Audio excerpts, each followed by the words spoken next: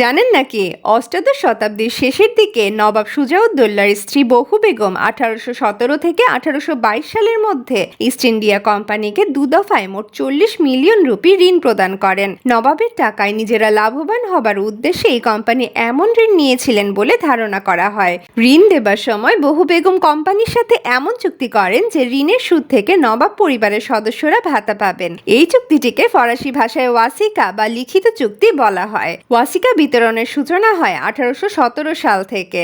1947 সালে ব্রিটিশ শাসন শেষ হবার পর বহু বেগমের দেয়া ঋণের একটি অংশ ব্যাংকে রাখা হয়। বর্তমানে প্রায় 26 লক্ষ রুপি সুদ ব্যাংকে জমা আছে।